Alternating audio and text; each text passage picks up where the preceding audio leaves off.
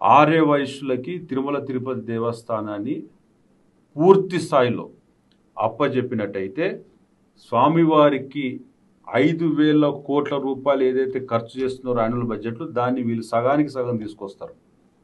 ఇది ఆర్య వైశ్యులతో సాధ్యం. ఎందుకంటే వారికి దేశవ్యాప్తంగా కూడా వాళ్ళ సత్రాలు ఉన్నాయి. కమిటెడ్గా పనిచేస్తున్నటువంటి నేను కళ్ళతో చూశాను. సో ఆర్య వైశ్యులకి పెద్ద పీట వేయాలి టీటీడీలో. అప్పుడు పనులన్నీ కూడా ఒక పద్ధతి ప్రకారంగా నాణ్యత కానీ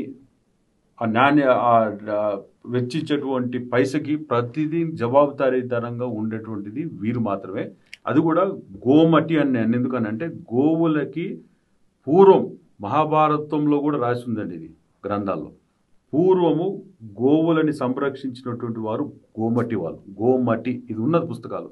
సో గోవిందునికి ఇష్టమైనటువంటి గోవు గోమటి గోవిందుడు. సో వీరు ఆర్య వైశ్యులకు పెద్దపీట వేసి టీటీడీలో వాళ్ళకి అకామిడేట్ చేస్తే చాలా ప్రక్షాళన జరుగుతుంది. నెంబర్ 2, స్వామివారిని ఆనంద నిలయంలో ఫస్ట్ దర్శించుకున్నటువంటి వ్యక్తి ఎవరైనా ఉన్నారు అంటే గొల్లవాడు. ఇప్పుడు మనం మహాద్వారం ఎదురుగా గొల్ల మండపం ఉంటుంది.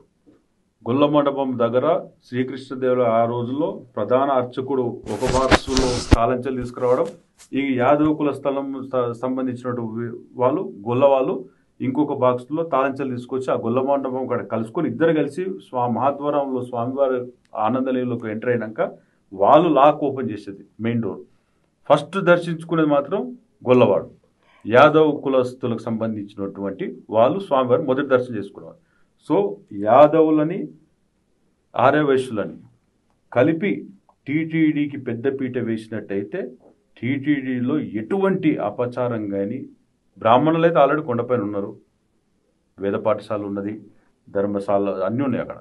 సో అవన్నీ యథావిధిగా జరుగుతాయి. బ్రాహ్మణులు పెద్ద ఎత్తున టీటీడీ నడుస్తుంది బ్రాహ్మణులతో. సో పూజారులు బ్రాహ్మణులు ఆగమ శాస్త్రీయులు అందరూ ఒకటైతే అడ్మినిస్ట్రేషన్ పరంగా వచ్చినప్పుడైతే ఆర్య వైశ్యులకి యాదవులకి తిరుమల తిరుపతి దేవస్థానంలో పెద్ద పీట వేయాలని చెప్పేసి నేను చంద్రబాబు గారిని కోరుతున్నాను. అప్పుడు ఎటువంటి కంప్లైంట్ రాదు, ఖర్చు తక్కువ అవుతుంది, క్వాలిటీ ఇంక్రీజ్ అవుతుంది, స్వామివారికి సమర్పించే ప్రతి విభాగంలో పర్యవేక్షణ ఉంటుంది. వాళ్ళకు ఒక చేరేసి అక్కడ కూర్చోబెడితే అక్కడికి కదలడండి. నేను ఛాలెంజెస్ చెప్తున్నా. అధికారికి నువ్వు ఫోన్ చేస్తావు, అక్కడి నుంచి మినిస్టర్ గారు వస్తున్నారు, ఇక్కడి నుంచి సినిమా యాక్టర్ వస్తున్నాడు, జడ్జి గారు వస్తున్నారు అనేది ఇక్కడి నుంచి లేచి ఉరుకుతీవి. ఇక్కడికి ఇదే డిప్టీయో నువ్వు అక్కడ ఉరుకుతీవి. అదే వీళ్ళు దేశవ్యాప్తంగా సత్రాలు నడుపుతారు కాబట్టి వీళ్ళు అక్కడి నుంచి కదలరు. ఆ డిపార్ట్మెంట్స్ కదిలితే ఇంకోళ్ళకి అప్పచెల్తారు. సో ఇంత పర్యవేక్షణ మానిటరింగ్ చేయగలది ఆర్య వైశ్యులు మాత్రమే. తిరుమల తిరుపతి దేవస్థానం వాళ్ళకి పెద్దపీట వేయాలని చెప్పేసి నేను కోరుతున్నా. అదేవిధంగా యాదవులు, ఎందుకంటే గోవులని కాసేవాళ్ళు యాదవులు. సో గోవు బ్రతుకుతుంది, టీటీడీలో గోశాల వ్యవస్థ ఏర్పడుతుంది.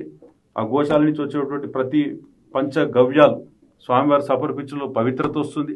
సో యాదవ్ కమ్యూనిటీ ఆర్య వైశ్యులను కలిపి మిగతా క్యాస్ట్ వాళ్ళు అందరూ మీరు తీసుకోండి బోర్డులో. కాకపోతే ఎక్కువ పర్యవేక్షణ వీళ్ళకి అప్పచెప్పండి, ఏం నష్టం లేదు. మనకి స్వామివారి ముఖ్యం, స్వామివారి పవిత్రత ముఖ్యం. అక్కడ ఎటువంటి అపచారం జరగకూడదు, దోష నివారణ కార్యక్రమాలు జరగకూడదు. ప్రపంచవ్యాప్తంగా ఉన్నటువంటి శ్రీవారి భక్తులు ఆనందపడతారు, సంతోషిస్తారు. ఇది కాక జరిగితే చంద్రబాబు నాయుడు గారు ఈ దిశగా అడుగులు వేస్తారని, చూస్తారని, చేస్తారని నాకు పూర్తి నమ్మకం ఉన్నది. వెంకటేశ్వర స్వామికి కూడా మనందరికీ కూడా మీకు పునర్జన్మ ఇచ్చారు వెంకటేశ్వర స్వామి. సో ఈ నా సజెషన్ని మీరు తీసుకోండి. గోవు గోవిందుడు గోమటి వాళ్ళే ఆ రోజు పర్యవేక్షించారు. గొల్ల కుల సంబంధించినటువంటి వాళ్ళని యాదవ్ కమిటీని కూడా మీరు టీటీడీలో పెద్దపీట వేసినట్టయితే తిరుమలలో ఇలాంటి వార్తలు మనం విన్నాం. అందరం కూడా ఆనందంగా ఆరోగ్యంగా అందరూ అభివృద్ధి పథకంలో ముందుకు పోతాం. ఆ అఖిలాండ కోటి బ్రహ్మాండ నాయకుడు ఆశీస్సులతో అని చెప్పేసి సందర్భంగా నేను తెలియజేస్తున్నాను. ఏడుకొండలవాడ వెంకటరమణ గోవిందా గో